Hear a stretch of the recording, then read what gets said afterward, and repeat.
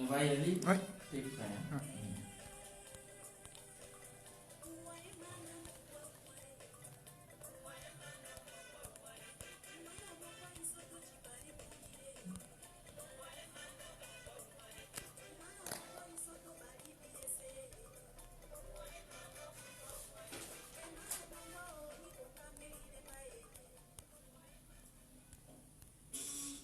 02 344 58 55, c'était Manon Mumba avec Miliabel et la Frisa internationale. Je vous avais annoncé que nous avions un invité au studio, en la personne de Joseph Salomon Beka. Joseph Salomon Beka qui est membre de la force panafricaine ici dans la diaspora africaine. Joseph Salomon Beka est aussi coordinateur de la résistance congolaise ici en Belgique. Avec tous les changements qui se sont opérés au Congo depuis décembre, il était quand même judicieux de pouvoir rencontrer quelques personnalités, qu'elles soient politiques ou de la résistance ou des partis civils, pour avoir un peu leur son de cloche par rapport à tout ce qui s'est passé depuis décembre. Pour les cas de Joseph Salomon Beka, coordinateur de la résistance congolaise contre les régimes de Kabila. Maintenant que le régime Kabila n'est plus là, est-ce que la résistance est-elle finie? Est-ce qu'on abandonne les armes ou va-t-on encore continuer? Et si oui, pourquoi? Joseph Salomon Beka est venu ici il y a quelques semaines pour nous parler en tout cas lors de l'annonce de la libération de Laurent Gbagbo. Il était venu pas seul mais avec les autres membres de la force panafricaine. On va déjà demander où est-ce qu'on en est par rapport à Laurent Gbagbo. Joseph Salomon Beka, bonjour. Oui, bonjour Marco Batanga, bonjour à tous les auditeurs de Radio Air Libre Africa Jama. C'est un grand plaisir d'être avec vous et merci du temps que vous prenez à nous consacrer et à vous consacrer également en tant qu'animateur radio chaque semaine pour les informations qualitatives que vous nous amenez. Merci à vous aussi de répondre chaque fois qu'on a besoin de vous, justement. Comme je l'ai dit à l'entame de nos émissions, une radio sans invité, sans auditeur, ce n'est pas une radio du tout. Joseph Salomon Beka, je l'ai dit tout à l'heure, vous êtes un des membres de la force panafricaine ici dans la diaspora africaine, en Belgique, peut-être en Europe aussi. Vous êtes venu à l'annonce de la libération de Laurent Gbagbo nous annoncer comment les choses se sont déroulées pour en arriver jusque-là. Maintenant que Laurent Gbagbo est libre, qu'il est même en Belgique, quelle est la suite justement des événements? Laurent Gbagbo va perpétuellement rester ici en Belgique ou y a-t-il une suite pour préparer justement son retour en Côte d'Ivoire? Et pourquoi n'est-il pas rentré directement en Côte d'Ivoire? Pourquoi devait-il d'abord venir ici? Il faut essayer d'expliquer un peu à nos auditeurs qui ne comprennent pas comment est-ce que Laurent Gbagbo soit obligé de rester dans un autre pays que la Côte d'Ivoire. En tout cas, je ne vais pas prendre la place de mon confrère de la force panafricaine, Tapé Grobera, qui, sur votre antenne, il y a peu, nous prévenait déjà de ce qui allait se passer, que Laurent Gbagbo serait probablement libéré, mais qu'il n'aurait pas l'autorisation de rentrer en Côte d'Ivoire. Alors, ils ont évoqué plusieurs sujets, dont une forme de collusion qu'il y aurait entre Madame Fatou Bensouda et son époux marocain qui serait en affaire avec le président Ouattara. Bon, ça c'est une partie de la réponse que M. Tapé Grobera nous avait donnée. Mais bien entendu, nous savons qu'aujourd'hui, M. Gbagbo est plus qu'un symbole. Et voir ce symbole déjà de retour dans son pays en triomphateur, cela n'augure peut-être rien de bon pour ceux qui ont décidé de le mettre au frais, le garder au frais à la CPI, c'est-à-dire on parle très clairement des intérêts franco-français qui, comme vous le savez, sont de plus en plus décriés non seulement par l'Afrique, mais également par les Européens, parce qu'ils en ont marre de cette immigration dont ils finissent enfin par subodorer quelle est une des sources de cette immigration. le sous-développement de l'Afrique, ce n'est pas un élément endogène à l'Afrique. Il est exogène, c'est quelqu'un qui le provoque de l'extérieur. Et parmi ceux qui provoquent ce sous-développement et donc cette pression migratoire, il y a la France. Et le franc CFA, dénoncé dernièrement par Luigi Di Maio et pas plus tard que cette semaine par la Turquie également. Évidemment, on sait qu'il y a un jeu politicien vu qu'on parle, Macron parlait de commémorer également le génocide arménien. Donc aujourd'hui, tout le monde dit à la France, vous avez des casseroles, vous n'avez de leçons à donner à personne. Donc en ce qui concerne M. Laurent Gbagbo, nous savons que Sarkozy, le criminel, est toujours en liberté, lui. Et lui également a émis certaines réserves en disant qu'on commettait une erreur historique en libérant Laurent Gbagbo. Alors, a-t-il été entendu? Que s'est-il passé entre le moment où M. Laurent Gbagbo et le ministre Charles Blé Goudé ont été libérés? Et normalement, ils auraient dû être mis en dehors des locaux de la CPI dans l'immédiat, comme cela se fait partout dans le monde. C'est une forme d'exemplarité que l'on attend quand... Et c'est une reconnaissance aussi de l'autorité du juge à partir du moment où il déclare que telle personne n'est pas coupable des faits qu'on lui a imputés ou qu'on a essayé de lui imputer. Et bien là, on a vu un cas d'exception. Ça va encore illustrer tout le malaise que crée la CPI, d'avoir souvent une population monocolore entre ses murs. Ça va certainement... alourdir la gêne que nous ressentons vis-à-vis de cette institution qui semble répondre à un agenda plus politique que judiciaire. Alors, vis-à-vis de la problématique de M. Laurent Gbagbo ici en Belgique, pourquoi la Belgique et pourquoi pas un autre pays? Là, je pense qu'il y a également matière à réflexion. Nous n'allons pas nous appesantir, nous préférons revenir directement, si vous l'invitez, avec M. Tapé Grosbera, pour avoir de plus amples informations. Mais on sait également que M. Charles Blé Goudé n'est pas avec M. Laurent Gbagbo dans le même pays. Donc il y a aussi là une stratégie de séparation des deux forces qui sont devenues mythiques. Vous voyez, donc ça c'est la décision de la CPI. C'est la CPI qui a demandé quel pays pouvait recevoir M. Laurent Gbagbo. Bon, quant au cas de M. Charles Blé Goudé, il n'a pas été posé sous ces termes-là. Mais pour M. Laurent Gbagbo, visiblement, il y avait déjà des tractations pour qu'il puisse loger en Belgique où il aurait des attaches ou des personnes qui lui sont familières. Donc à ce niveau-là, je pense que M. Laurent Gbagbo, pour le moment, a besoin de se reposer et de reprendre toutes ses forces. C'était un homme combatif que la force panafricaine a pu visiter à plusieurs reprises. Et à chaque fois, nous avons trouvé, que ce soit M. Charles Blé Goudé, que ce soit M. Laurent Gbagbo, en état d'éveil et de combat pour l'Afrique. Et c'est ça qui est très encourageant. Aujourd'hui, on se rend compte qu'enfermer quelqu'un, même le tuer, c'est faire un effet accélérateur exponentiel sur sa cause. Donc, aux combattants du monde, moi j'envoie ce message, n'ayez jamais peur, ils ne peuvent rien vous faire. Face à la vérité, on est totalement démunis. On ne sait rien faire face à la vérité. On vous arrête, eh bien, on vous amplifie. C'est tout ce qu'on sait faire avec la vérité. On ne peut que vous amplifier. Donc, n'ayez jamais peur de revendiquer vos droits et de vous battre, de vous tenir debout, comme le font nos jeunes pour le climat par exemple, pour une cause dans laquelle vous croyez. Donc, en gros, M. Gbagbo va encore rester ici, on ne sait pas jusqu'à quand. Ça se pourrait que finalement il ne puisse plus retourner en Côte d'Ivoire aussi longtemps que Alassane Ouattara y sera. Cela m'étonnerait vraiment très fortement qu'il ne puisse pas, ad vitam aeternam, retourner chez lui. Bon, pour le moment, il y a des calendriers qui sont très précis. On essaye d'être en phase par rapport à ces calendriers. Ceux qui fixent ces calendriers savent le pourquoi du comment de leurs intérêts financiers. Mais M. Laurent Gbagbo est un homme dont on sent la puissance de la liberté.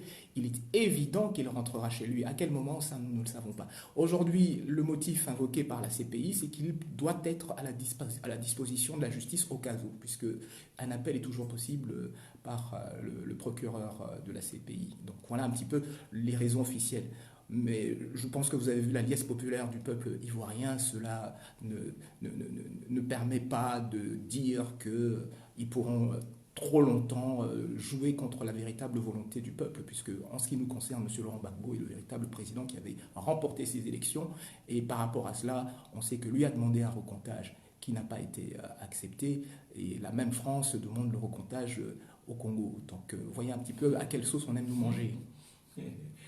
Voilà, en tout cas, merci beaucoup pour ce premier point concernant la libération du président Laurent Gbagbo et la suite quant à ses activités politiques. Nous venons justement maintenant à la question des excuses. Tout au long, je crois lundi dernier, il y a un groupe d'experts qui a travaillé autour de la colonisation, de la question coloniale belge au Congo. Et les vrais rapports sortira justement au mois de septembre. Mais avant cela, ils avaient quand même annoncé qu'ils trouvaient cohérent que la Belgique, au moins au niveau national, puisse présenter ses excuses pour les atrocités, pour les massacres perpétrés durant la période coloniale. Là, si on parle de la Belgique, donc on parle de 1908 jusqu'en 1960, avant que Léopold II, après que Léopold II ait cédé la Belgique, justement, le Congo, pardon, à la Belgique. Quand vous avez entendu parler de ces excuses, Joseph Salomon Bekavou, en tant que membre de la force panafricaine, qu'est-ce que vous avez eu comme sentiment ou comme avis là-dessus? Mais d'abord, un rappel immédiat est venu m'électrocuter littéralement la colonne vertébrale, parce que des excuses, la Belgique nous en a déjà présenté vis-à-vis... C'était au niveau du Parlement. Oui, mais vis-à-vis surtout du problème Lumumba. Lumumba, oui. Avec une promesse d'une fondation Lumumba qui devait être nantie d'un fonds de 3 millions d'euros. Vous voyez un peu de nouveau à quoi on joue. On parle du sang des innocents et on va le solder avec des excuses, même si on dit que c'est une première étape. Je dis ça a le mérite de remettre la question sur la table. C'est à nous, Congolais et Africains, d'exiger la dignité que nous méritons. Nous n'attendons pas spécialement des excuses de la Belgique. La Belgique sait parfaitement ce qu'elle a fait après et avant Léopold II, elle le sait. André Gide a écrit par rapport à ça, surtout sur ce que la Belgique en tant qu'État a fait. Quand vous lisez les fantômes du roi Léopold à Don O'Shield, il dit que les crimes perpétrés sous Léopold II sont exactement les mêmes qui ont continué sous la Belgique, et parfois avec plus d'intensité. Donc, évidemment, comme il y a eu une présence de plus en plus massive de la population, de la société civile belge, il y a eu un tassement avec le temps, il y a eu des programmes d'éducation. Certes, il n'y a pas que du négatif, soyons clairs et honnêtes. La Belgique, le Congo, à la veille de l'indépendance, c'était un petit clin d'œil du paradis, oui, entre guillemets, au niveau des infrastructures. Hein, cela s'entend pas au niveau des droits, sinon Lumumba n'aurait jamais fait son célèbre... D'ailleurs, les Belges s'en vont de la poitrine en disant que depuis qu'ils ont tourné le dos au Congo, tout ce qu'ils ont laissé par terre, et on n'a pas su améliorer ou reconstruire quelque chose d'autre que ce qu'ils ont laissé. Oui, ça rappelle également le discours du roi Baudouin qui disait de ne rien changer. Voilà, et de ne rien changer si on n'est pas sûr de faire mieux. Mais bon, il y a à boire et à manger, on ne va pas trop s'apesantir sur la question. On sait que, pour vraiment résumer le fond de ma pensée, l'ouvrage a été mûrement saboté. Quand on vous assassine et qu'on le dissout dans de l'acide, votre Premier ministre, on n'est pas là à vous aider à ce que vous puissiez travailler sereinement. Quand on crée une sécession, on n'est pas là à vous aider à ce que vous travaillez sereinement. Quand on fait un coup d'État et on place M. Mobutu, on n'est pas là à vous aider à ce qu'on travaille sereinement. Et vous apprendrez par la suite que même la zaïrianisation, c'est l'idée d'un professeur belge. Ils savent ce qu'ils font. La zaïrianisation, elle vient après le fameux discours où Mobutu donne une leçon au monde entier à l'ONU. Ce discours, je le connais parfaitement. C'est mon père qui l'a rédigé, M. Joseph Mbekater. Donc je sais exactement de quoi il en retourne. Le Congo, à ce moment-là, le vent en poupe, a le cuivre qui lui permet de toiser n'importe qui. Il a sa monnaie qui est la plus forte du monde. Nous, on est arrivé ici dans les années 70, mais le Zaïre était coté dans toutes les banques. Où qu'on allait, quand vous entrez dans une banque, comme vous allez aujourd'hui dans les bureaux de change, la première monnaie, le premier drapeau que vous voyez, c'est le flambeau zaïrois. Un Zaïre égale 100 francs belges. Nous, on a vu ça pendant des années. Donc une monnaie stable. Pendant des années, on a vu ça. Après, vous aviez la livre sterling, et seulement après le dollar. Mais vous imaginez les Occidentaux qui rentraient dans leur propre banque partout dans le monde, voyaient comme première monnaie un drapeau africain. Mais il fallait casser ça. Alors évidemment, quand on vient après donner des leçons, mais vous n'avez rien su faire, on appelle ça du cynisme. Non, vous avez sabordé le navire, vous avez saboté ce que vous vouliez saboter parce que vous saviez que ce pays, s'il se relevait, devenait un phare pour toute l'Afrique. Et évidemment, vous avez trouvé les hommes de main, qui vous aidaient, toujours des Congolais, comme on le voit aujourd'hui avec l'occupation, toujours des Congolais pour aider à ce que les plans qui vont contre le bien-être de la population puissent avoir une cristallisation. Oui.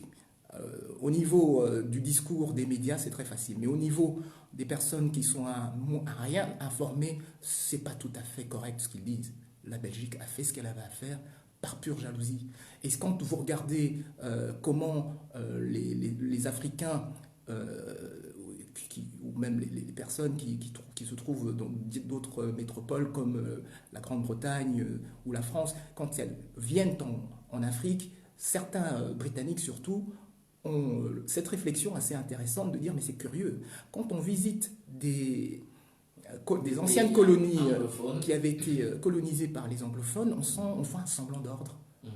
Les gens ne se bousculent pas pour prendre le bus et ainsi de suite. On sent qu'il y a de l'ordre, il y a de la propreté. Et dès que vous franchissez la frontière et que vous arrivez dans un pays qui a été colonisé par la France, vous voyez tout de suite, vous sentez tout de suite à la frontière, il y a une différence, ça devient tout de suite plus désorganisé. Et le pire, c'est quand on est arrivé au Congo. C'est un Britannique de peau comme toi et moi, dont le père et travaille au niveau de l'Union européenne, a eu la facilité et la possibilité de pouvoir remonter l'Afrique du Sud au nord. Et voilà son constat. Tout est dit. À partir de là, quelle est la volonté? Et jusqu'aujourd'hui, la question se pose. Quelle est la volonté de l'ancienne métropole qui continue à se targuer d'une espèce d'autorité morale? Aujourd'hui, on le sait, elle est plus que morale. C'est elle qui a décidé que Kanambe, alias Joseph Kabila, devait être là. Elle est plus que morale. Jusqu'aujourd'hui, ce pays continue à diriger le Congo, le grand Congo, au vu au sud des puissances internationales. C'est ça qui doit stopper. C'est ça qui doit s'arrêter. On va arriver justement au niveau des élections, mais en gros, par rapport à ces excuses, vous trouvez ça logique, vous trouvez ça un grand pas, un petit pas, ou vous attendez à un peu plus que cela? C'est un début. Nous, ce que nous voulons, et nous rappelons à la face du monde, qu'on parle là de crimes contre l'humanité tout de même. Ce sont des crimes imprescriptibles. Si les Juifs se contentent d'excuses de la part de l'Allemagne, nous nous contenterons également d'excuses. J'ai tout dit. Ok, on va respirer un peu pour pouvoir mieux aborder notre troisième question, Joseph Salomon Mbeka.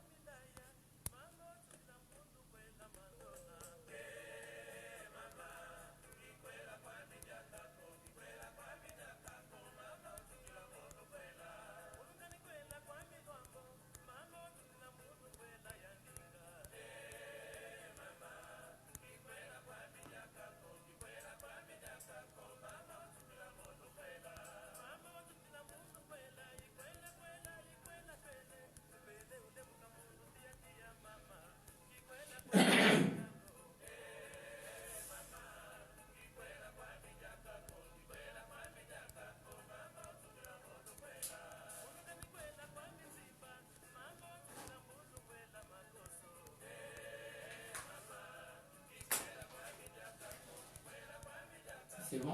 Ouais, c'est bon, on peut y aller. Je vais d'abord revenir un petit peu sur ta dernière question et juste donner une petite anecdote, si tu veux bien.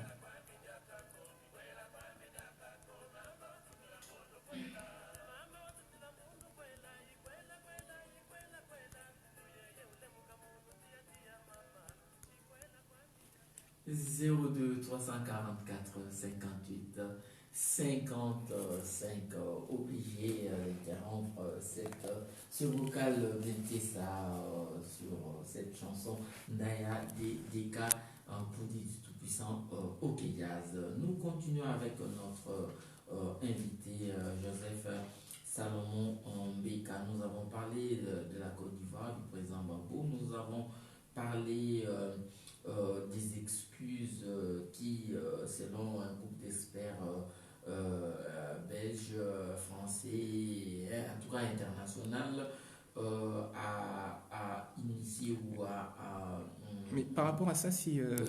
tu permets, Marco, si vous Oui. permettez, j'aimerais bien faire juste une petite remarque Mhm. pour interpeller les autorités belges. Quand on a pu voir certaines images de leur jeunesse, qui au XXIe siècle chantent que le Congo is van ons, ou enfin que le Congo nous appartient, nous allons couper des mains. Mhm. Donc voilà ce que la Belgique est parvenue à laisser passer dans ses cours d'histoire. C'est très grave, c'est lourd de conséquences. En ne donnant pas à sa jeunesse la véritable histoire sur laquelle ils peuvent se bâtir et sans laquelle il n'y a aucune réconciliation possible entre nos deux peuples, voilà ce qui sort dans les airs.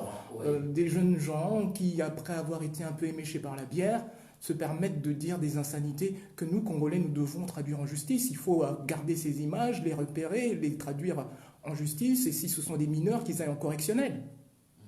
Donc il y a un grand travail éducationnel que la Belgique doit faire vis-à-vis de son passé. Il ne faut pas seulement se voiler la face et dire on n'a jamais rien fait.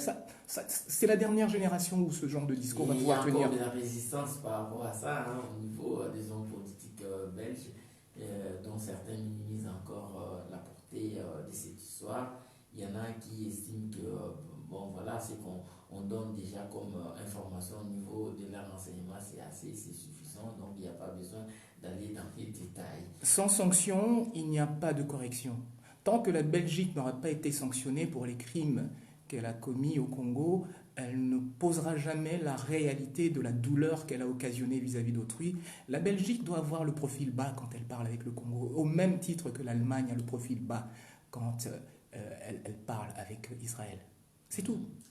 Voilà, Joseph Salomon Mbeka, vous avez été coordinateur, vous êtes Je suis coordinateur général général de la résistance congolaise ici dans la diaspora. La résistance portée essentiellement sur le régime des Kabila qui a commencé en 2001 et depuis on vous a vu organiser des manifestations, des marches, des sit-ins, distribuer des documents, des mémos, tout ça, justement pour expliquer ce que c'était réellement le régime des Kabila pour lesquels vous étiez occupé contre lesquels vous étiez occupé à combattre. Maintenant, depuis le 30 décembre 2019, le régime du Kabila a officiellement pris fin. Vous cherchez vos mots. C'est pas évident de trouver des mots quand il s'agit de son pays, surtout dans les circonstances. J'avais un professeur qui disait ceux qui se conçoivent clairement s'énoncent clairement. Oui, voilà. Donc, bref, le régime a changé. Ma question, elle est claire, elle est simple. Est-ce que la résistance a pris fin pour autant? Je pense qu'il faut rappeler le pourquoi de l'existence de la résistance. Un bref historique. La résistance commence en 98, soit en 98, et non pas avant, comme les gens aiment. Oui, mais on parle quand même de la résistance vis-à-vis. Ah, mais justement, je permettez Oui. ce bref historique. Oui. Elle ne commence pas avant 98 sous cette forme-ci, parce qu'il ne faut pas confondre ce qu'on appelait les combattants sous l'UDPS et la résistance telle qu'elle commence avec une seule mission. La mission de départ, C'est M. Laurent Kabila qui vient nous avertir ici que depuis le 2 août 1998, nous sommes victimes d'une guerre d'agression et que le Congo est sous occupation. Donc notre cheval de bataille, c'est l'occupation. Alors à moi de vous retourner une question, cette occupation est-elle terminée? C'est moi qui pose des questions. Il me semble que vous bottez en touche et que votre sourire nous donne la réponse. Nous sommes toujours sous occupation. Donc la résistance, elle n'a pas bougé d'un iota. Au contraire, la résistance vous a expliqué et a rabâché qu'on ne vote pas sous occupation. La population, une partie de la population a essayé de nous dire, écoutez, on sait mieux que vous ce qu'on doit faire, nous on va aller voter. Et aujourd'hui, elle pleure, cette population. La résistance, maintenant, elle botte en touche. Elle dit, écoutez, nous, cette histoire-là de Félix, de Fayoulou, on s'en lave les mains. On s'en lave les mains, ça ne nous regarde pas. Maintenant, vous voulez pleurer, vous pleurez. Vous voulez danser, vous dansez. Mais nous, on va continuer. On va continuer à réclamer le départ des étrangers. On va continuer à s'organiser pour que ces étrangers quittent le territoire. On ne va pas rentrer dans vos jeux soi-disant de tribalisme et ainsi de suite qu'on essaye de fomenter. Ça ne nous intéresse absolument pas. D'ailleurs, nous vraiment portons en faux vis-à-vis de ce faux problème qu'est le tribalisme. Il n'y a jamais eu de haine entre Congolais. Quelle méthodologie allez-vous appliquer pour faire comprendre aussi bien aux Congolais qu'à la communauté internationale la continuité de votre combat de résistance, alors qu'on vient d'avoir un nouveau président, on va avoir un nouveau gouvernement, Kabila s'est mis de côté, n'est-ce pas? C'est que pas mal de Congolais demandaient quand même que Kabila soit mis de côté. Mais on n'est pas avare, même de mérite, parce qu'effectivement, une étape a été franchie, on en est bien aise. Ne plus voir la tête de Kabila, même si on sait que derrière, on soupçonne beaucoup de structures derrière M. Kabila à tirer les ficelles, parce qu'on ne parle pas de M. Kabila. Si on était encore à ce niveau de croire que Kabila a dirigé le Congo, c'est qu'on est vraiment des gros bénets. Non, il y a eu des structures internationales derrière M. Kabila qui l'ont apporté là, directement par le visage de M. Louis Michel. Derrière Louis Michel, il y a toute une série d'organisations. Donc c'est vis-à-vis de ces organisations que nous devons nous orienter. C'est bien de focaliser sur une personne parce qu'elle cristallise et elle symbolise la présence de l'occupation. M. Kabila est toujours dans les murs du Congo, donc l'occupation, il l'incarne toujours. Aujourd'hui, on est bien aise de voir que notre frère Félix Tshisekedi et moi personnellement, j'insiste sur ce mot, mais je ne sais pas pourquoi les gens ils voudraient que je recommence mon histoire. Félix et moi, nous sommes frères bien avant la résistance. Depuis les années 80, nos pères ont eu le courage de démissionner pour s'affronter à M. Mobutu. Et on a tout perdu pour le Congo, pour le Zaïre. Alors, tout perdu. Relégués dans les villages pour certains, en exil pour d'autres. Donc on a des liens qui sont très profonds, que je n'ai pas à remettre sur la table et que personne n'a à venir juger ici. Nous avons mangé, bouffé, comme on dit, de la vache enragée pour ce pays. On sait ce qu'on a souffert en tant qu'enfant et on a vu comment nos pères ont pleuré pour ce pays. Et surtout, à l'époque de Mobutu, ce n'était pas une petite opposition. On n'avait pas un roitelet en face de nous, on avait un gros dictateur. Kabila, c'est rien à côté de Mobutu. Même si le bilan de Kabila est pire. Mais je pense que les gens qui ont connu Mobutu savaient à quel point sa férule était de fer. Au niveau de la méthodologie, maintenant, comment vous allez expliquer la continuité de la résistance aux Congolais D'abord, la résistance, elle doit cesser de partir dans tous les sens. Parce qu'il y a eu, pendant cette période préélectorale, des résistants, soi-disant, qui ont commencé à soutenir l'un ou l'autre candidat. Ils ne sont plus résistants en ce qui nous concerne. Ce sont des gens qui n'ont pas compris notre philosophie. Nous ne sommes pas là pour l'un ou pour l'autre. Nous avons dit qu'il s'agit d'une opposition d'accompagnement. Vous voulez qu'on change cette définition ? Subitement, des gens qui étaient à l'île de Gorée, qui se retrouvent à Genneval, on ne parle même pas d'Ibiza, du jour au lendemain, ils élisent comme président M. Félix Tshisekedi pour le rassemblement, et avant le vote en question, il y a une forme de déloyauté, il n'est plus président, on va voter un nouveau président. Ça s'appelle un coup d'État, il faut appeler un chat un chat. Entre eux, ils n'ont pas été contents de Félix. Mais pourquoi vous l'avez nommé président du rassemblement ? Nous, on ne rentre pas dans ces débats-là. Vous avez fait votre petite cuisine interne, c'est ce qu'on appelle la guerre des clochers. Le premier qui y arrive s'y met. C'est tout. Donc Félix s'est montré plus malin qu'eux. C'est tout. C'est ce qui s'est passé. Nous, attendez. Soyons sérieux. Soyons sérieux. 80 millions de Congolais sont invités à un dîner de cons et ils y vont. Et ils se bousculent aux portes. Et vous voulez qu'on pleure ? Vous voulez que nous, on ergote autour de ça et qu'on tire des conclusions? On vous a dit, en pays occupé, on ne vote pas. Maintenant, vous avez votre expérience, vous assumez les conséquences. Et je le répète, vous respectez votre président parce que c'est la voie que vous avez choisie contre la résistance. Vous êtes mis contre la résistance. Vous avez voulu rêver, vous avez rêvé contre la résistance. Ça fait des années que nous souffrons, ça fait des années que nous nous battons, ça fait des années que nous tirons des analyses et on dirait qu'on parle à des Bénins, on parle à des ânes battés. Vous voulez la libération de ce pays? Mais vous avez intérêt à vous aligner, alignez-vous vite, on est fatigué. Et maintenant, quelle couleur porteront les activités que vous allez mener maintenant, étant donné que Kabila n'est pas là, hein? Quand vous parlez des envahisseurs, vous parliez des Kabila à la tête du pays, plus tout ce qui était à côté. Maintenant, comment vous allez dissocier le fait que Kabila ne dirige plus le pays, mais qu'il est quand même au Congo? Je vais quand même rappeler ceci. Je vois ta curiosité, Marco, mais je vais quand même rappeler ceci. On l'a dit et redit, en occupation, les Congolais, tout ce qu'ils peuvent faire, c'est aller voter. Mais ils ne vont jamais élire leurs dirigeants. Ils ont voulu jouer à cette mascarade, ils ont voulu croire à des élections Père Noël, ce que j'appelle moi des élections papier-toilette. Nous, on ne va pas pleurer avec eux par rapport à ça. Qu'ils en tirent d'abord toutes les conséquences. Mais en ce qui nous concerne, quand on vous dit que 80 millions de personnes votent, déjà on est content d'une chose. Des 80 millions, on nous a annoncé 45 millions. Des 45 millions, on nous a parlé de 10 millions de doublons. De 10 millions de doublons, donc ça y reste 35 millions soi-disant. On dit qu'il n'y a que la moitié qui a été. Donc nous, on est très fiers d'entendre que quand même la moitié des Congolais ont écouté la résistance et sont restés chez eux. C'est pas s'ils ont écouté la résistance. Ah, je n'en sais rien. Mais en 2006 et en 2011, c'était le full, comme on dit, plein à plein. En 2018, on constate qu'il y a un nouveau mouvement. Ça veut dire que les gens commencent à comprendre qu'on joue avec leurs pieds. On dérange, et pas seulement au Congo, mais dans toute l'Afrique. Ça veut dire que ça repose la question de qu'est-ce que signifient des élections en Afrique, pas seulement au Congo. Parce qu'on nous impose des Faure Gnassingbé, on nous impose des Omar Bongo, on nous impose des Sassou Nguesso, on nous impose des Ouattara, on nous impose des Kabila. Même Mobutu nous a été imposé. Mais jusqu'à quand on va continuer à jouer à ce jeu? Et Yadema nous ont été imposés. Tous ces gens suivent des intérêts qui ne sont pas ceux de nos peuples. Donc on continue jusqu'à quand vis-à-vis de ce schéma? Donc je pose la question à nos frères africains, cette histoire d'élection, on continue jusqu'à quand?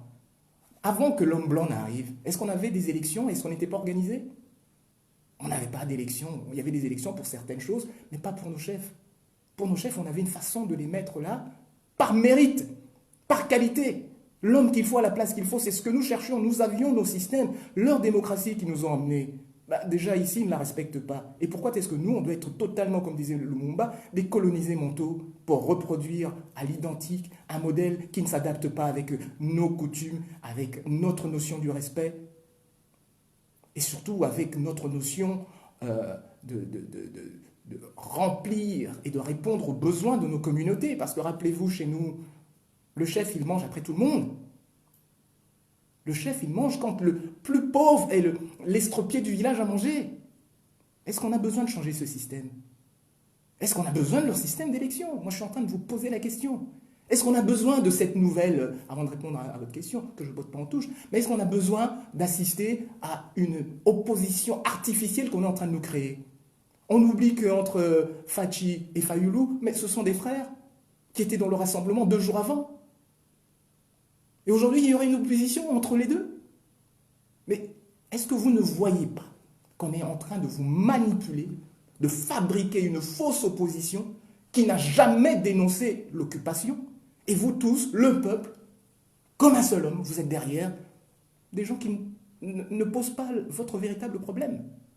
Et vous dites, oui, il y aura une opposition, ça sera bien. Mais ces discours de salon, ces discussions, vous vous ridiculisez quand vous tenez de tels propos. Vous montrez que vous n'avez aucune profondeur. Et je parle à énormément d'intellectuels. Pour exemple, une anecdote, je savais que Félix serait notre prochain président. Je l'ai dit à mes proches, ceux qui me côtoient, j'ai dit, mais attendez, vous perdez votre temps. Félix est votre prochain président, c'est une évidence. Et je vais même vous faire une confidence qui va peut-être froisser certains, mais je pense qu'elle mérite d'être dite au niveau de l'histoire de notre pays. En 2011, un peu après, ou en 2012, pardon, après les élections, il était question de M. Étienne Tshisekedi qui avait fait en sorte qu'il avait demandé que personne de l'UDPS n'aille siéger au Parlement.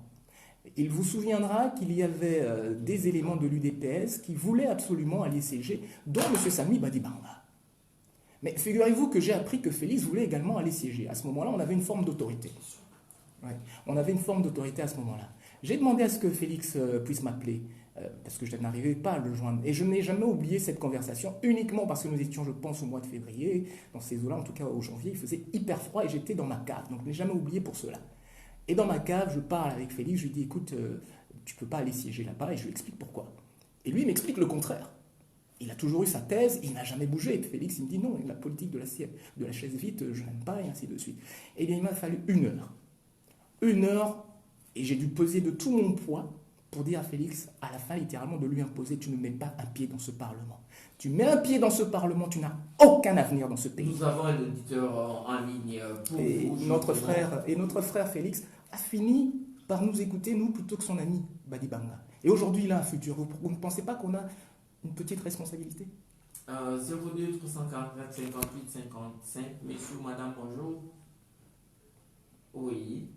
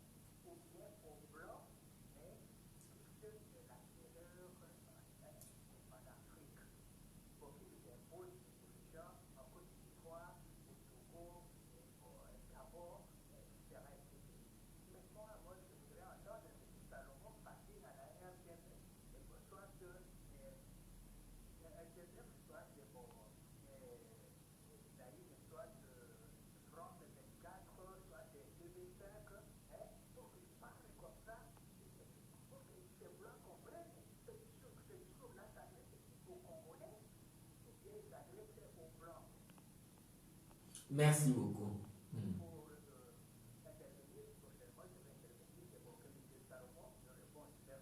Merci beaucoup, Joseph Salomon Beka. Vous avez laissé aux mauvaises oreilles.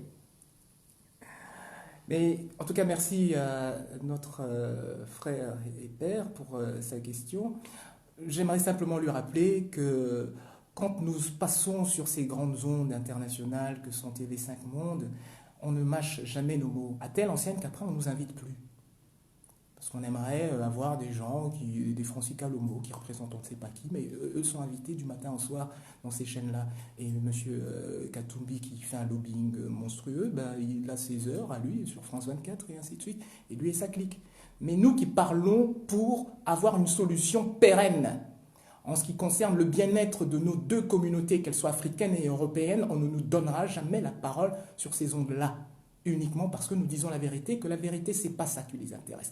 Donc nous n'allons pas aller nous agenouiller devant ces chaînes-là. Nous avons suffisamment, aujourd'hui, avec les réseaux sociaux, la possibilité de transmettre ce message. Et aujourd'hui, si vous avez des enfants, vous vous rendez bien compte qu'ils ne sont jamais devant la télévision, mais devant leur ordinateur. Donc, on a un média un peu plus puissant. Si par contre, en revanche, ils sont prêts à changer leur fusil d'épaule, nous sommes là pour le parler vrai, parce qu'il n'y a que le parler vrai qui donnera des solutions, aussi bien pour l'Europe que pour l'Afrique. Ce n'est que le parler vrai, par le parler vrai, que nous, on va pouvoir juguler cette pression migratoire à partir du moment où on va développer chez nous. Qui va avoir l'audace d'aller tenter l'aventure de se noyer dans la Méditerranée? Pourquoi faire? Pourquoi faire venir se les geler ici alors que nous avons le soleil, nous avons des terres arables, nous jetons des pépites des pépins de tomates, et ben le lendemain ça pousse. Mais qu'est-ce qu'on va venir, excusez-moi à être très vulgaire, mais qu'est-ce qu'on a à venir se faire chier ici? Donc ce discours-là ne passera pas, ou peut-être pas tout de suite, sur TV5 Monde, sur France 24, qui sont soi-disant des chaînes indépendantes. La RTBF n'en parle même pas. Ils n'ont jamais osé accorder un direct aux Congolais. Il y a des crises au niveau des travées à l'ULB. Vous allez avoir des émissions, c'est une histoire de voile, mais vous aurez des émissions le dimanche sur RTB et RTL en direct avec des personnes de la communauté maghrébine. Mais Matongué brûle, on ne nous a jamais appelés. Hein. C'est eux qui parlent entre eux. Pour le musée de Tervian, on a quand même invité les Congolais à l'émission consacrée là-dessus. Et quels Congolais? Ben, on a, oui, moi je me rappelle de Jean Beaufin qui a fait une. Il y a eu ma soeur également. Il y a votre soeur qui était là. Voilà. J'ai entendu à la radio, il y a notre soeur. Voilà, j'oublie son nom. Ça va venir. Il passe tout le temps à la radio quand il s'agit, même pour les excuses de la Belgique au Congo, on l'a interpellé. C'est un début. Donc voilà, moi je pense que... C'est un début. Non, c'est un début. C'est une première d'abord qu'on accorde quand même. C'est comme si c'était une régularité. Non, c'est d'abord le musée Tervuren. C'est une première. Et il y a à boire et à manger sur cette histoire du musée de Tervuren. Tout le monde n'estime pas que l'on a respecté la façon dont les Africains et les Congolais auraient voulu que cela se passe. Il y a eu une très belle émission chez vos collègues de Radio Campus il y a 1 ou 2 semaines où les jeunes disaient que finalement on a un petit peu instrumentalisé leur présence pour dire voilà, on a parlé avec la communauté africaine, mais au départ tout était déjà décidé. Ce qu'ils avaient décidé, c'est ce qu'ils ont fait par rapport à ce musée de Tervuren.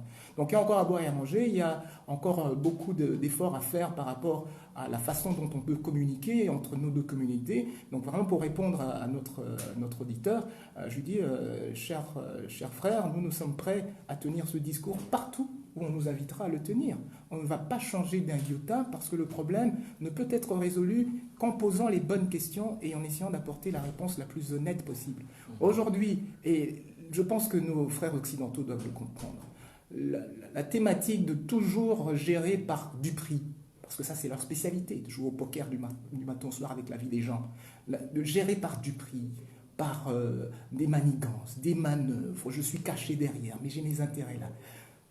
Ça ne va pas tenir avec l'ère d'Internet. Vous risquez juste le ridicule.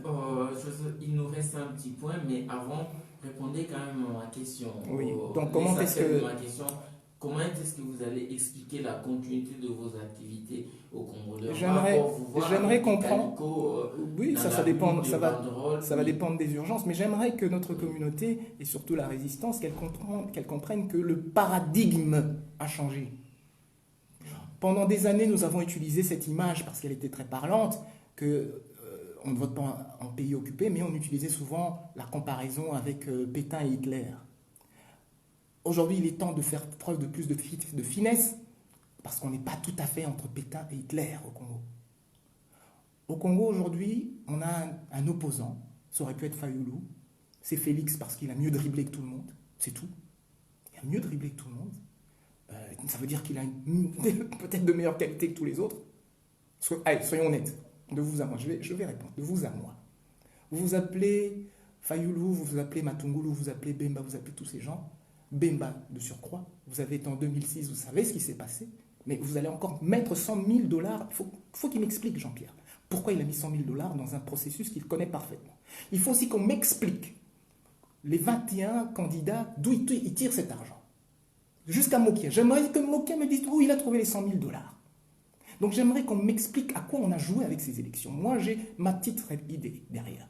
On s'est amusé à prendre des personnes, on leur a donné de l'argent, soi-disant, et on a dit, bon, allez faire semblant que vous allez vous inscrire et il y aura une élection. Alors que tout tournait autour du rassemblement. Et Chadari, qu'on nous présente comme soi-disant un candidat, dès le départ, en ce qui me concerne, j'ai vu un leurre. Il n'avait aucun charisme, donc je lui ai dit, un leurre. Il y a quelque chose qui ne va pas. Donc, il se passe quelque chose depuis Ibiza qui a abouti. Avant, la veille de l'aboutissement, on a tenté un coup de force. Mais ce qu'on voit, c'est une continuité de ce qui est programmé depuis Ibiza, depuis l'île de Gorée. Moi, je ne vois pas pourquoi les gens ils font des bonds jusqu'au plafond. Moi, je ne vois pas. intellectuellement. Alors, vis-à-vis de la façon dont nous on va avancer, je dis très clairement et je le rappelle, il y a un nouveau paradigme. Ce nouveau paradigme va nous demander plus de finesse, beaucoup plus de finesse. La résistance va avoir besoin de beaucoup plus de sérieux. Parce que de vouloir gérer la résistance comme des ligablos où chacun essaye de faire sa petite part de végétariat, c'est cet état d'esprit des Libanga congolais qui doit cesser vis-à-vis de la résistance. En tout cas, si on veut avoir des résultats sérieux. Et à quoi va consister cette finesse? Cette finesse, c'est de voir qu'aujourd'hui, il y a certaines opportunités qui sont là, directement dans le pays. Qu'il y a un changement de paradigme. Ça veut dire que pour le moment, un Congolais est assis sur le trône de ses ancêtres. Et rien que cette présence-là, il faut commencer à comprendre que ça polarise la population. La population commence à retrouver une forme de dignité. Ça va aller lentement, mais sûrement. On va retrouver une dignité, on va retrouver un peu de confiance en nous. On va retrouver quelque part ce sentiment qui était le nôtre quand il y avait encore Mobutu, qui était un dictateur. Mais on était respecté. Et à ce respect, je pense que même à l'international, on va commencer à le vivre. Il n'y a que sous Kanambe, sous Hippolyte, qu'on a pu se moquer du Congolais comme on vient de le faire. À ceux qui vont dire, et c'est une réalité à bien des égards, et peut-être pas totalement, que pour le moment, Félix protège Kabila et ainsi de suite. Moi je dis, qu'est-ce qui est en train de vous étonner dans cette configuration? Tant que vous ne prenez pas les armes, tant que vous ne faites pas les efforts nécessaires pour récupérer votre impérium par les voies classiques, il y en a qui ont pris une direction que nous avons honnie, mais vous avez décidé de tous nous inscrire en allant massivement voter. Vous avez décidé de tous nous inscrire dans cette direction. Et puis on est obligé aujourd'hui de composer avec cette nouvelle donne. Et tout n'est pas négatif dans cette nouvelle donne. Par contre, il y a des imprécisions, il y a des décisions houleuses, hein, comme cette décision des réfugiés, je crois qu'on en parlera rapidement. Ce sera justement notre dernier point. Il y a beaucoup d'amateurisme, ça il faut le souligner, mais je tiens à le rappeler et à le répéter ici. En janvier, février, j'avais un Félix qui me disait qu'il allait au Parlement, malgré la parole de son père. Je lui expliquais, tu vas devenir le fils maudit. Il avait le son de Sami Badibanga, son ami. Il avait mon son de l'autre côté, son frère. Le lendemain, il a changé d'avis. Donc il y a une personne là qui est capable de changer d'opinion. Je n'aimerais pas aujourd'hui que l'on crache sur la possibilité de faire entendre raison sur certains points. Cette histoire de réfugiés, c'est une bourde monumentale. Justement, on va arriver à cette histoire des réfugiés. Donc le Congo serait déjà devenu un état de droit au point que plus d'exil, plus d'asile politique, donc les réfugiés... Mais expliquez-moi si on meurt encore à Béni ou pas. Expliquez-moi si dernièrement à Kisangani, de soi-disant Maïmaï, qu'on sait être des ADF, donc des gens de Kagame, M23, CNDP, ce sont leurs synonymes. Mais tout ça n'est pas terminé. Est-ce qu'au Kassai c'est sécurisé ? Il ne faut pas sortir de telles bourdes. Donc, de nouveau, la question, qui a conseillé qui? Qui était derrière Félix pour dire ces âneries-là et que lui répète ça? Moi, je vous dis que le paradigme a changé. Nous, en tant que Change in Congo, vous m'avez dit qu'au départ, j'avais plusieurs casquettes. Là, je retire la casquette du coordinateur général, je mets celle du président de Change in Congo. Change in Congo, c'est au départ un organisme qui vise le développement et qui avait derrière lui le cerveau, c'est-à-dire le centre de réhabilitation des veuves et des orphelins. Nous, au départ, c'est le social qui nous intéresse. On ne va pas attendre 5 ans à nouveau parce que des gens ont décidé d'avancer comme en colimaçon ou comme des escargots et continuer à maintenir notre population en otage socialement. S'il y a possibilité de poser des actes concrets pour améliorer le social des Congolais, comptez sur moi, je ne vais pas vous attendre. Merci beaucoup, Joseph Salomon Mbeka, d'avoir répondu à notre invitation et surtout à nos questions. On connaît exactement quelles sont vos positions par rapport justement à ces changements. Donc la résistance, d'après vous, va continuer parce que les occupants sont encore là, même si on n'a pas eu, personnellement, je n'ai pas eu vraiment la réponse quant à la manière dont les activités vont se dérouler dorénavant.